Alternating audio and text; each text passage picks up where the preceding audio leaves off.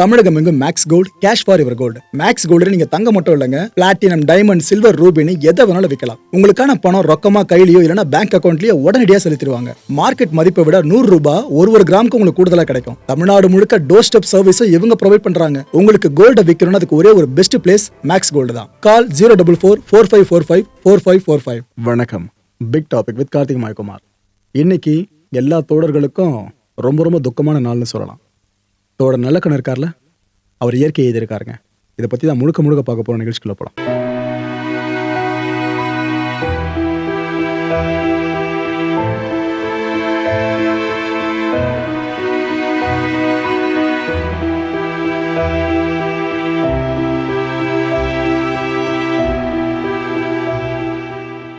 இந்த காலகட்டத்தில் 50 வயசை தாண்டினாலே பெரிய விஷயமா தான் பார்த்துக்கிட்டு இருக்கோம்.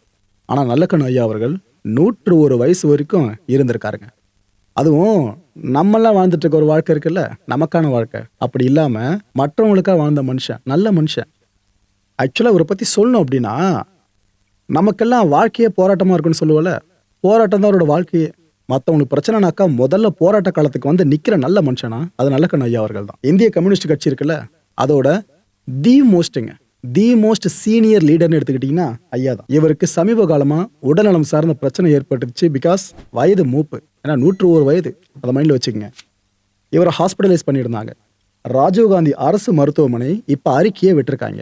பாத்தீங்களா, அந்த பிரைவேட் ஹாஸ்பிட்டல், இந்த பிரைவேட் ஹாஸ்பிட்டல் அப்படின்னு இல்லாம ராஜீவ்காந்தி அரசு மருத்துவமனையிலேருந்து அறிக்கை வர வரைக்கும் வெயிட் பண்ணிட்டு இருக்கோம். எத்தனை தலைவர்கள் இதை பண்ணுவாங்க? அரசு மருத்துவமனை தரம் அது இதுன்னு சொல்லுவாங்க. ஆனா எத்தனை பேர் அரசு மருத்துவமனை போய் அட்மிட் ஆகுறாங்க? நமக்கே பிரச்சனைனாக்கா எங்கே போகிறோம்? ஆனால் ஐயா பார்த்தீங்களா, இதுதாங்க இவர். சும்மா வாய் வார்த்தையாக மேடையில் பேசுறது மட்டும் தலைவர் நினச்சி நம்ம கொண்டாடிக்கிட்டு இருக்கோம் நிறைய பேரை. இவர் வாழ்ந்து காட்டின மனுஷன், பேச்சை விட வாழ்ந்து காமிச்ச மனுஷன். இன்னைக்கு மதியானம் ஒரு 1:55 மணி வாக்கில் ஐயாவோட உயிர் பிரிஞ்சதா அந்த மருத்துவமனை அறிக்கையில் தெளிவாக குறிப்பிட்டிருந்தாங்க. இந்த அறிக்கை வெளியாகிறதுக்கு முன்னாடியே பல பேரும் ஐயாவுக்கு ஆர்ஐபி போஸ்ட்லாம் போட ஆரம்பிச்சிட்டாங்க.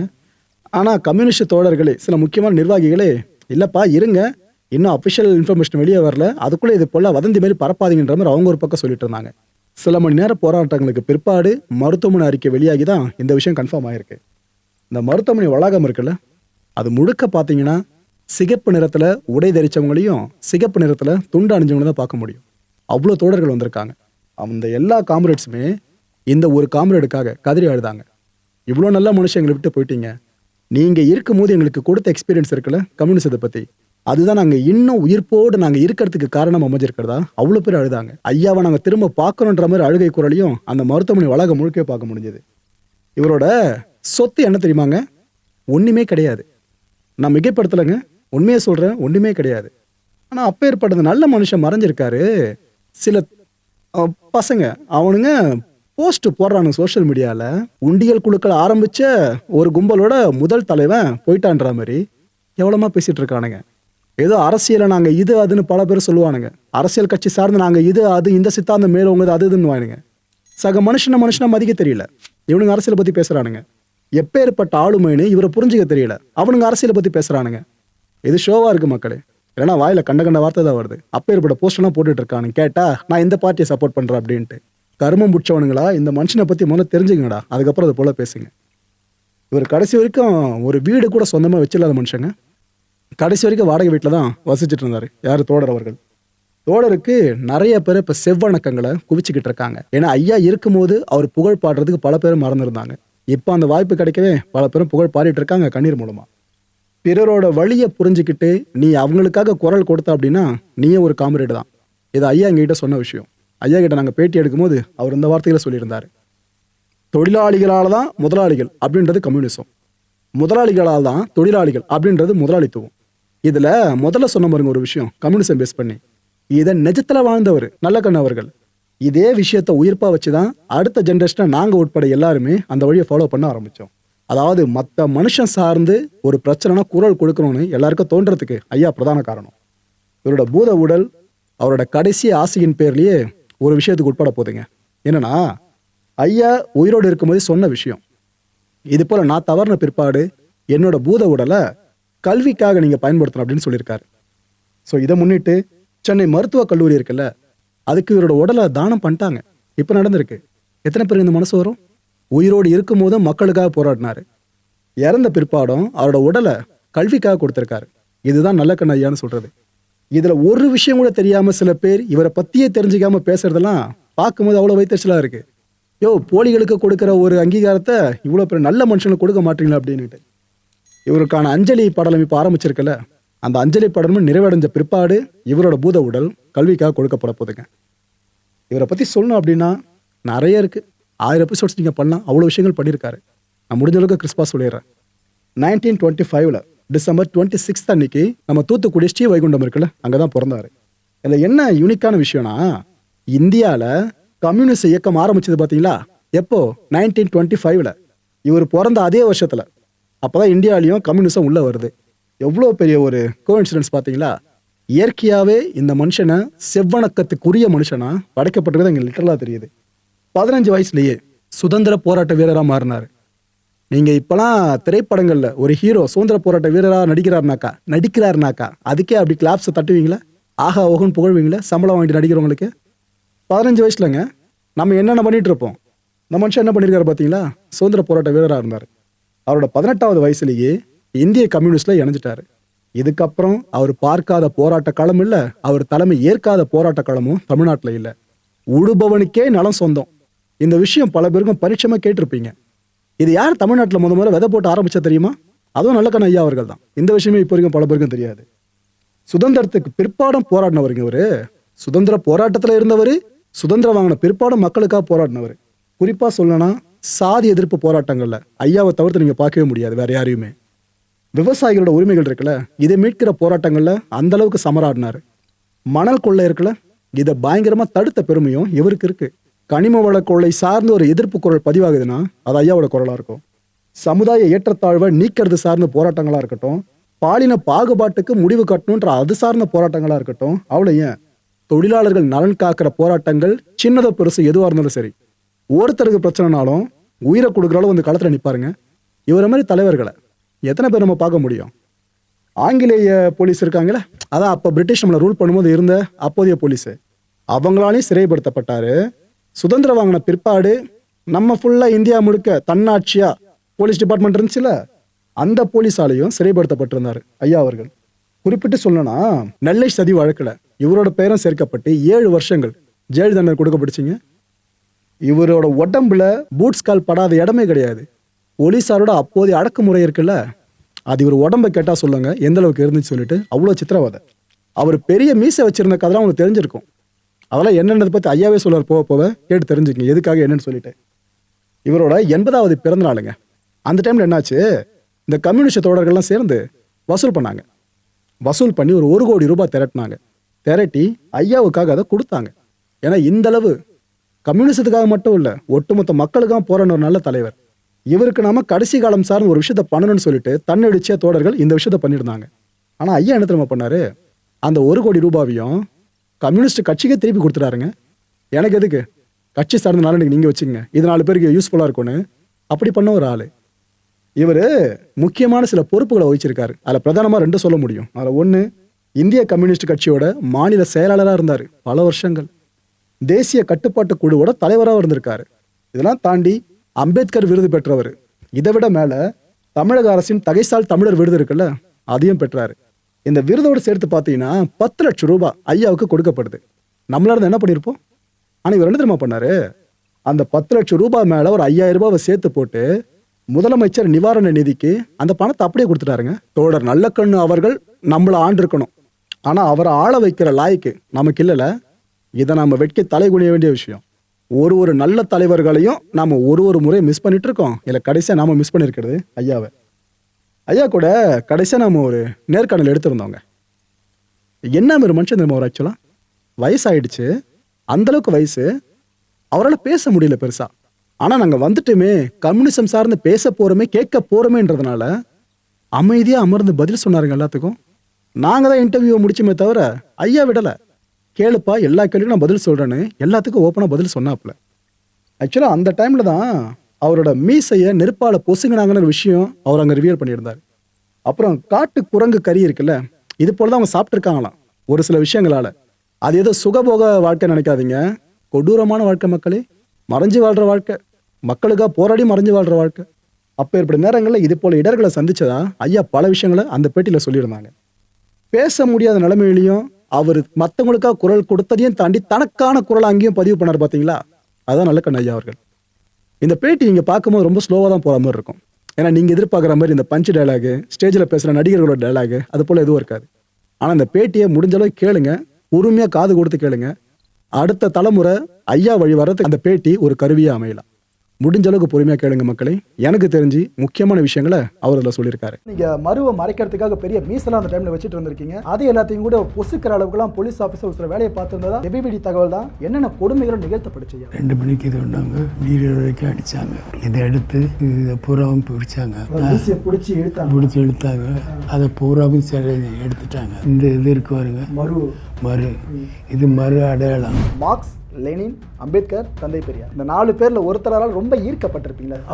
ஈர்க்கப்படுறதுங்கிறது வேற. அந்த கொள்கை. நீங்க இப்போ வரைக்கும் எவ்வளவு சம்பாதிச்சிருப்பீங்க? தாடி வச்சிருந்தாலே நீ ஒரு முற்போக்குவாதிப்பா, நீ ஒரு கம்யூனிஸ்ட் அப்படின்றாங்க. ஆக்சுவலா கம்யூனிஸ்ட் சித்தாந்தத்தோட அடிப்படையில் இது போல விஷயங்கள் சொல்லப்பட்டிருக்கா? தலைமுறை வாழ்க்கையில் கருங்குரங்கு அது வழி கிடையாது, உணவு கிடைக்காது. அப்போ அந்த நேரத்தில் உணவே கிடைக்காத போது இது ஷேவ் பண்ணுறது எங்கே போகிறது? கம்யூனிஸ்ட் இப்போ மார்க்ஸ்லாம் தாடி வளர்த்துருக்காங்க. ஆமாம், மற்றவங்களும் தாடி வளர்த்துருக்காங்க. ஐயா 1948 வருஷம் கம்யூனிஸ்ட் கட்சி பார்த்தீங்கன்னா பெரிய தடைகளெல்லாம் பார்த்து வந்துட்டு தண்டுச்சு. அந்த நேரத்தில் 1949 உங்களை போலீஸார் அரெஸ்ட் பண்ணுறாங்க. தலைமுறையாக இருந்தீங்க அப்போ எல்லாருமே. அப்போ உங்களை அரெஸ்ட் பண்ணி கொண்டு வராங்க. நிறைய சித்திரவதைக்கும் உட்படுத்தியிருக்காங்க. அதுவும் நீங்கள் மருவை மறைக்கிறதுக்காக பெரிய மீசலாம் அந்த டைமில் வச்சுட்டு இருந்திருக்கீங்க. அது எல்லாத்தையும் கூட பொசுக்கிற அளவுக்குலாம் போலீஸ் ஆஃபீஸர் ஒரு சில வேலையை பார்த்துருந்ததா செபிபிடி தகவல் தான். என்னென்ன கொடுமைகளும் நிகழ்த்தப்படுச்சு அப்போ நேரத்தில்? என் பேரில் வாரண்ட் போட்டாங்க. அப்போ எங்கள் கட்சியே அடக்குமுறையில் உள்ளாச்சு. இந்த மாதிரி போராட்டங்களில் ஈடுபட்டு போராட்டங்களை நடத்துவோம். விவசாயிகளுடைய விவசாயிகளுக்குள்ள குடும்பங்களை எதிர்த்து போராடுவோம். ராஜசாரிடைய ஏற்படுத்துவோம், குடும்பத்தை எதிர்த்து போராடுவோம். ரவுடிசமும் தூண்டி விடுவாங்க. அதையே எதிர்த்து போராடக்கூடிய நிலைமை இருந்ததுனால அது இந்தியா பூராவும் கம்யூனிஸ்ட் கட்சியின் மீது ஒரு தடை மாறி வந்தது. அப்படி தடை உத்தரவு இருக்கும் பொழுது நான் ஒரு கிராமத்தில், வழக்கமான கிராமத்தில், அந்த அடக்குமுறைக்கு உள்ளான கிராமத்தில் நான் இருந்தேன். அப்போது நைட்டில் இரவு 2 மணிக்கு தான் வந்தாங்க. வரும்பொழுது என்ன தெரியாது அவங்களுக்கு. நானும் அவங்கள பார்க்கல. வந்தோடனே கையை கட்டிட்டாங்க. அந்த மாதிரி அரெஸ்ட் பண்ணி கொண்டு வரும்பொழுது தான் பல கொடுமைகள் நடந்தது. அந்த 2 மணிக்கு கட்டின கையை அந்த 2 மணிக்கு எப்போ கட்டிட்டாங்க? அந்த 2 மணிக்கு கையை பின்னால் கட்டிட்டாங்க. அதுக்கு காரணம் என்னன்னா, ரூம் முன்னால் குண்டுகள் இருந்தது, நீ சொல்லலை சொல்லி அப்படி சொல்லிவிட்டு என்ன கையை கட்டிட்டாங்க. நாங்கள் நெல்லாம் கடைசியில் அந்த கட்டுதை எடுத்தாங்க. அதை ஒரு நாள் கழித்து தான் எடுத்தாங்க. கூட அந்த கட்டு கையிலே தான் இருந்தது.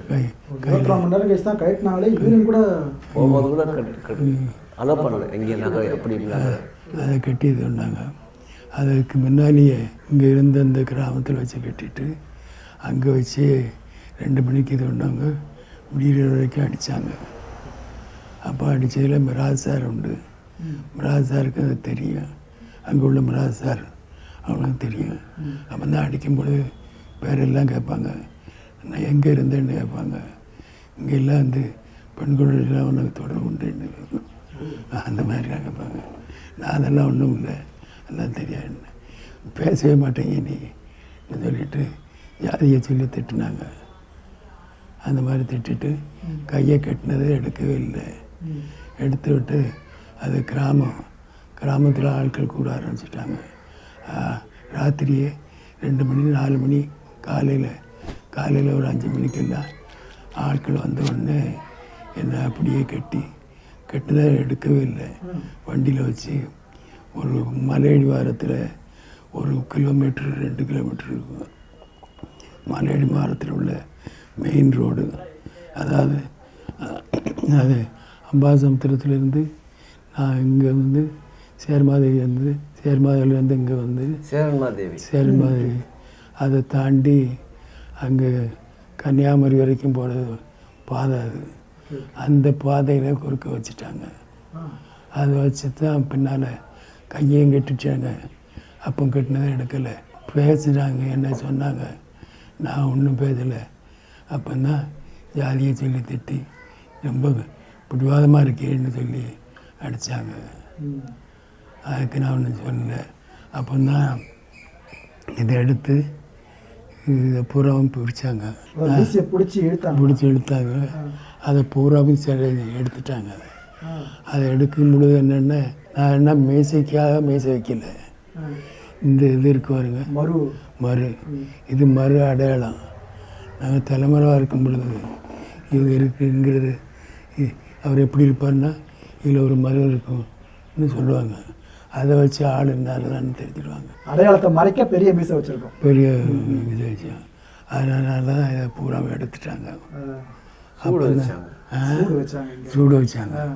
அப்போந்தான் சூடு வைக்கும் பொழுது கொஞ்சம் தான் இருந்தது. நான் அதை ஒன்றும் சொல்லலை. அதுவும் அன்னைக்கு அங்கே வச்சுருந்து பிறகு எங்கள் இயக்கம் இருக்க ஊரில் அங்கே எங்களை காட்டி இப்படி உடம்புல பண்ணதும் சொல்லி காட்டி, அதுக்கு பிறகு களக்காட்டில் போலீஸ் ஸ்டேஷனில் வச்சு, களக்காட்டில் உள்ள ஒரு கோயில் பக்கத்தில் உள்ள காம்பவுண்டில் வச்சுருந்து கொடுமைப்படுத்துனாங்க. அது வரைக்கும் அதை எடுக்கவும் இல்லை, சாப்பாடும் தெரில. அது வரைக்கும் இங்கே கொடுமைப்படுத்திட்டு மறுநாள் காலையில் தான் நாங்கள் நெருக்கி கொண்டு சேர்த்தாங்க. அங்கே வச்சு தனியாக வச்சு அடித்தாங்க. அப்போ அங்கே வச்சு தான் பெரும்புழு அதில் இவ்வளோ நேரம் இருக்கேன்னு கேட்டாங்க.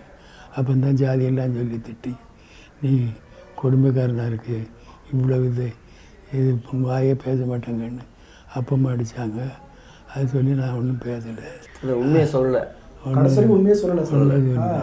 ஐயா, நீங்கள் சொன்னதெல்லாம் எங்களால் கற்பனை கூட பண்ணி பார்க்க முடியல. உங்களோட உதவியாளர் திரு உதயகுமார் சார்கிட்ட ஒரு சில விஷயங்களை கேட்டு கிளாரிஃபை பண்ண விரும்புகிறேன். சார், இவர் சொன்னார்ல சார், இது போல் போலீஸ் வந்து மீசையெல்லாம் பொசுக்குனாங்க அது இதுன்னு சொல்லிட்டு, எந்த அளவு டார்ச்சர் இதை விட அதிகமாக படுத்துனாங்க? இதுவே ஓவர் டார்ச்சர் தான். ஆமாம், அது கொஞ்சம் மறந்துட்டாருங்க அவர்.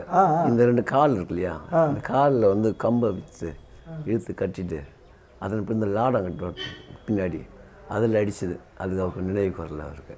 ஓகே, அதாவது கம்பை உள்ள விட்டுட்டு இந்த பாதத்தில் அடிப்பாங்க, லாடம் கட்டுறது. லாடம் கட்டுறதுங்க, அது கயிறு போட்டு கட்டிடுவாங்க. அது கொம்பு வந்து இந்த பக்கம் அந்த பக்கம் போகாது, அப்படி கிரிப்பாக இருக்குல்ல. ஐயோ, இது எல்லாமே கடந்து வந்தோம். ஆமாம், சொல்லவே இல்லை ஒரு கடைசி வரைக்கும். கடைசி பெரிய விஷயமா இருக்கே சார். ஐயா, இந்த கம்யூனிஸ்ட் சித்தாந்தம் இருக்கு இல்லையா, இப்போ ரஷ்யா சைனாவில் பார்த்தீங்கன்னா அவங்க தான் ஆட்சியிலே இருக்காங்க. எனக்கு என்னென்னா, ரொம்ப ரொம்ப பழமைவாத கட்சியாக தான் இதை பார்க்குறோம். ரொம்ப வருஷத்துக்கு முன்னாடியிலேருந்து இருக்குது. ஆனால் ரஷ்யா சைனாவில் சோபிக்கிற அளவுக்கு எதுக்காக இந்தியாவில் கம்யூனிஸ்டத்தில் சோபிக்க முடியல? என்ன காரணம்? ரஷ்யா சைனா இதெல்லாம் வேறு மாதிரி. ஓகே, இந்தியா வந்து ரொம்ப பின்தங்கிய பிரதேசம். தொழில் என்பதை விட விவசாயத்தை நம்பியோட அந்த பல்வேறு ஜாதி கட்டமைப்புக்குள்ளே இருந்து வச்சு. அதாவது இந்தியாவை பற்றி நினைக்கும் பொழுது இது பெரிய தொழிலாகவும் இல்லை, திரும்ப பல்வேறு ஜாதி வேற்றுமையில் இருக்குது. ஜாதி வேற்றுமை மாத்திரமில்லை, மார்க்ஸெல்லாம் சொல்லும் பொழுது இது வந்து ஒரு ஜாதி கட்டமைப்புக்குள்ளே இருக்குது. அந்த ஜாதி கட்டமைப்பு அந்த ஜாதி கட்டமைப்புன்னா உலகத்திலே இல்லாத ஜாதி வித்தியாசம் இங்கே இருக்குது. அதாவது ஒருவருக்கு எதிரியாக தான் காட்டுறாங்க. மார்க்ஸ் சொல்லும் பொழுது ஆல் அகெயின்ஸ்ட் ஆல். ஒரு ஜாதி இன்னொரு ஜாதி இருக்குன்னா ஜாதியாக மாத்திரம் இல்லை, அந்த ஜாதி எதிர் ஜாதியாக இருக்குது. அப்போ ஜாதிங்கிறது ஒருவர்கள் எதிரியாகவும் எல்லாரும் எதிரியாகவும் ஆல் அகெயின்ஸ்ட் ஆல். ஒவ்வொருத்தரும் அடுத்தவன் நம்ம ஆள் இல்லை, அந்த எதிரியாக கருதக்கூடிய நிலைமை அந்த ஆல் அகெயின்ஸ்ட் ஆளுங்கிறது இருக்குது. அந்த அடிப்படையில் தான் வந்திருக்கு. ஓகே, அதாவது இந்தியாவில் கம்யூனிசம் பெருசாக தடை தோங்காததுக்கு காரணம் சாதி தான். ஆமாங்க, அதுதான் மார்க்ஸே எழுதியிருக்காரு. ஆல் அகெயின்ஸ்ட் ஆல், ஒருவனுக்கு ஒருவன் எதிரியாக கருதப்படுகிறான். மார்க்ஸ், லெனின், அம்பேத்கர், தந்தை பெரியார், இந்த 4 பேரில் ஒருத்தரால் ரொம்ப ஈர்க்கப்பட்டிருப்பீங்களா? ஈர்க்கப்படுறதுங்கிறது வேறு. அந்த கொள்கை, இப்போ மார்க்ஸுடைய கொள்கை ஆதி காலத்திலிருந்து தொடர்ந்து மார்க்ஸ் வந்து பெரிய கொள்கையை சொல்லியிருக்காரு. அவர் 200 வருஷத்துக்கு முன்னால் வந்திருக்காரு. அவர் கொள்கை வந்து சாதாரண இல்லை. அந்த கொள்கை என்ன சொல்லுதுன்னா, எல்லா அடிப்படையான வந்து இந்தியாவை பற்றியும் மற்றதை பற்றியும் உலகத்தை பற்றியே ஒரு அறிவில் வந்திருக்காரு. அதான் 200 வருஷத்துக்கு முன்னால் சிந்திச்சு அது எப்படி உலகம் எப்படி இருக்குங்கிறதுல, அதாவது மூலதனம் உழைப்பு தான் சுரண்டல். அந்த உழைப்பை வச்சு தான் மூலதனம் வந்தது, அந்த மூலதனம் வச்சு ஆதிக்கம் வருது என்ற அடிப்படை தத்துவத்தை வெளிப்படுத்தின பெருமை மார்க்ஸுக்கு தான் உண்டு. அதனால தான் மார்க்ஸு ஜாதியோ மதங்களோ இனங்களோ அதுக்கு பார்ப்பட்டு ஒரு அடிப்படை உழைக்கும் மக்கள், அந்த உழைக்கும் மக்களுடைய அந்த உழைப்பு அதிக உழைப்பும் அது இந்த உழைப்பில் இருந்தால் சுரண்டல் வருது. அந்த சுரண்டலுக்கு காரணம் அந்த உழைப்பை பயன்படுத்துது. அந்த அடிப்படையில் தான் உழைப்பு என்பது அதுதான் மூலதனத்துக்கு காரணம். அந்த மூலதனத்தை சுரண்டலுக்கு பயன்படுத்துகிறார்கள் என்ற அந்த அடிப்படை தத்துவத்தை கண்டுபிடிச்சது ஒரு மார்க்ஸ். என்ன பண்ணுறா மார்க்ஸ் தான் ஒரு சிறந்த ஞானியாக கருதப்படுது. அப்பா தெளிவாக சொல்லிட்டீங்க ஐயா, தெளிவாக புரிஞ்சிருச்சு. அடுத்து இன்னும் 2 நம்ம இந்தியாவோட அடையாளங்கள்னு சொல்லலாம். ஒரு பக்கம் மகாத்மா காந்தியடிகள், இன்னொரு பக்கம் ஜவஹர்லால் நேரு அவர்கள். நீங்கள் என்ன பண்ணிட்டீங்க, மகாத்மா காந்தியடிகள் பக்கமாக சாயாமல் நேரு அவர்கள் பக்கமாக ஈர்க்கப்பட்டீங்க. இதுக்கான காரணம் என்னையா? நேருவுக்கு இல்லை மார்க்ஸுடைய கொள்கை பிடிக்கும். மார்க்ஸத்தை ஒரு கொள்கை ரீதியாக ஒத்துக்கிட்டவர், கொள்கையில் ஈடுபடலை, கொள்கை ரீதியாக ஒத்துக்கிட்டவர். அப்படி சிந்தனை போட்டால் ஆரம்பத்திலேருந்து அவருக்கு அது வந்துட்டு. அப்போ அதை வச்சு தான் நாடு சுதந்திரம் பெறணுங்கிறதுல பிடிவாதமாக இருந்தார். அந்த சுதந்திரம் எப்பேற்பட்ட சுதந்திரமாங்கிறது ஒரு கேள்வி. அதை பற்றி வரும்பொழுது தான் சுதந்திரங்கிறது எப்படி வரணுங்கிறது கேள்வியாக வந்தது. அப்போ தான் கம்யூனிஸ்ட் கட்சியே தலையிட்டது. கம்யூனிஸ்ட் கட்சி சுதந்திரம்னு சொன்னார், இந்த நாடு பிரிட்டிஷ் ஆட்சியை எதிர்த்து எப்படி வர்றதுன்னு வருது. அது முழு சுதந்திரம்னாங்க. அதாவது அந்த ஆட்சியோட சமரசம் செய்து கொள்வதா பரிபூர்ண சுதந்திரம். பரிபூர்ண சுதந்திரம், பரிபூர்ண சுதந்திரம்னு ஒரு கொள்கையை இன்னும் ஆரம்பத்திலேருந்து கண்டுபிடிச்சாங்க மார்க்ஸுடையது. அதெல்லாம் ஸ்டாலினும் அந்த கொள்கையை அதை ஒத்துவிடும் பொழுது மார்க்ஸே அந்த கூட்டத்தில் இங்கே சிங்காரவேல் செட்டியார் உங்கள் நினைவுக்கு வரல, இந்த நேரு ஸ்டேடியம் இருக்கு இல்லையா, அங்கே தான் மாநாடு நடக்குதுங்க. அதான் சிங்காரவேல் செட்டியார் மாநாட்டில் கலந்துக்கிட்டார். அந்த தீர்மானத்தை அவர் வாசிக்கிறாரு, அது தோக்கடிக்கிறாங்க. நேரு என்ன பண்ணுறாரு, அதுக்கப்புறம் கல்கட்டாவில் அந்த தீர்மானத்தை நீங்கள் கம்யூனிஸ்ட் உள்ள சோசியலிஸ்ட்டு நீங்கள் சொன்னால் தான் அதை தோக்கடிக்கிறாங்க, நானே முன்மொழி சொல்லிட்டு அவர் வாங்கி அவர் முன்மொழி, அதுக்கப்புறம் தான் அது ஏற்றுக்கொள்ளப்படுகிறது. அது சொல்லிட்டு பல பேச்சு. 2 இடத்துல கயாவில் 2வது மாநாடு நடக்குது காங்கிரஸ் கயாவில். அதுதான் காங்கிரஸ் தான் கமிட்டி. அப்போ எல்லோரும் காங்கிரஸ், நேருவும் காங்கிரஸ், கம்யூனிஸ்டுகளும் காங்கிரஸ், எல்லாரும் இருக்காங்க. சுதந்திரத்துக்கு ஏன் பிடிக்கிறேன்னு கேட்டிங்களே, இந்த ஒரு பாயிண்ட் தான் காரணம். அந்த தீர்மானத்தை நீங்கள் முன்மொழிவதால் அது தோற்கடிக்கப்படுகிறது, நான் வாங்கிட்டு நான் முன்மொழிகிறேன். சுதந்திரத்தை பற்றி கயா மாநாட்டில் இருக்குது. சுதந்திரம் எப்பேற்பட்ட சுதந்திரம்னு ஒரு கேள்வி வருது. அதில் சிங்காரவேல் செட்டியார் தானே, ஆமாம் சிங்காரவேல் செட்டியார் தான் அதில் முதல்ல கலந்துக்கிட்டார். அவர் பேசும் பொழுது அந்த காங்கிரஸில் நேரு எல்லோரும் இருக்காங்க, இன்னும் பல தலைவர்கள் இருக்காங்க. எல்லாம் பொழுது இன்டர்நேஷ்னல் கம்யூனிஸ்ட் மூமெண்ட்டுடைய பிரதிநிதியாக நான் பேசுகிறேன் சொல்லி அவர் துவங்குவார். அப்போ துவங்கும் பொழுது தான் சுதந்திரம் என்பது பூர்ண சுதந்திரம், பிரிட்டிஷ் ஆட்சியோட சமரசம் செய்து கொள்வதில்லை, பூர்ண நம்மை நாமே ஆள்வது என்ற முழு சுதந்திரம், பூர்ண சுதந்திரம்னு அவர் பேசுகிறார். அதாவது அதிகாரத்தில் பங்கு கேட்டாங்க. புரியுது. காங்கிரஸ் அதிகாரத்தில் பங்கு மாத்திரம் இல்லை, பிரிட்டிஷ் சமரசம் பண்ண சமரசம், ஆட்சி சமரசம், பிரிட்டிஷ் ஆட்சியோட ஒரு சமரசம், அதுக்கு பாதி சுதந்திரம் பாதி என்ன சொல்லி அந்த இது வந்தது. அது கூடாதுன்னு சொன்ன ஒரு சிங்காரவேல், அதை ஏற்றுக்கொண்டு ஒரு நேரு. அப்போ சிங்காரவேல் முதல்லே சொன்னார், I am representing the international communist movement காம்ரேட்ஸ்னு சொன்னார். அப்போ எல்லாருக்கும் ரொம்ப சந்தோஷமாக போச்சு. அப்போ அப்படி அதை பிரதிநிதித்துவப்படுத்தி முழு சுதந்திரம் மீதவில் பங்கு போட்டு சுதந்திரம் இல்லைன்னு சொன்னது 1922 கயாவில் அவர் ஆரம்பித்தார். 2வது மாநாடு, 3வது மாநாடு ஒரு இடத்துல இருந்தது, 4வது மாநாடு இருந்தது. ஆகி எல்லாத்துலேயும் இந்த தீர்மானம் வந்தது. சிங்காரவேலையே கொண்டு வந்தார். இந்த ஒரு தோடர் நல்ல கண்ணு கிடையாதுங்க. இது மாதிரி பல தோடர்களை, பல நல்ல கண்ணுகளை நாம கொண்டாட தவறிக்கிட்டு இருக்கோம். ஆனா நம்மளோட கொண்டாட்டத்திற்குரிய தலைவர்கள் யார் யார் பார்த்தீங்களா? மக்களை இந்த கான்டென்ட் பொறுத்த வரைக்கும் நாமெல்லாம் சிந்திக்க வேண்டியது ஒரே ஒரு விஷயம் தான். போலிகளுக்கு பின்னால நாம அலையிறோல, பேராசை பிடிச்ச நாம இதை தான் சொல்லணும். நாம் என்ன நல்லது செய்கிறாங்க, கெட்டது பண்ணுறாங்க, இதெல்லாம் பார்த்தா ஓட்டு போட்டு தேர்ந்தெடுக்கிறோம். ஓகே, போலிகளின் பின்னாலையும் நம்மை போன்ற பேராசை மக்களுக்கு நல்லாட்சி அப்படின்றது கடைசி வரைக்கும் வெறும் கனவு மட்டும்தான். இது போல ஒரு நல்ல கண்ணுகளையும் நாம விட்டுட்டு இருந்தோம்னாக்கா கடைசி வரைக்கும் கனவா மட்டும்தான் அது இருக்கும். ஐயாவோட ஆன்மா சாந்தி அடைய இறைவனை பிரார்த்தனை பண்ணுவோம். அடுத்த நிகழ்ச்சி சந்திக்கலாம். நன்றி, வணக்கம். தமிழகம் எங்கும் Max Gold, cash for your gold. Max Gold நீங்க தங்க மட்டும் இல்லைங்க, பிளாட்டினம், டைமண்ட், சில்வர், ரூபினி எதை வேணாலும் விற்கலாம். உங்களுக்கான பணம் ரொக்கமா கையிலயோ இல்லைன்னா பேங்க் அக்கௌண்ட்லயோ உடனடியாக செலுத்திடுவாங்க. மார்க்கெட் மதிப்பை விட 100 ரூபாய் ஒரு கிராமுக்கு உங்களுக்கு கூடுதலா கிடைக்கும். தமிழ்நாடு முழுக்க டோர் ஸ்டெப் சர்வீஸை இவங்க ப்ரொவைட் பண்றாங்க. உங்களுக்கு கோல்டை விற்கணும்னு அதுக்கு ஒரே ஒரு பெஸ்ட் பிளேஸ் மேக்ஸ் கோல்டு தான். கால் 04445454545. என் அன்பார்ந்த மாயம் ஸ்டுடியோஸ் நேயர்களே, மாயம் பக்தின்னு ஆன்மீகத்துக்காக பிரத்யேகமா ஒரு சேனலை கொண்டு வந்திருக்கோம்.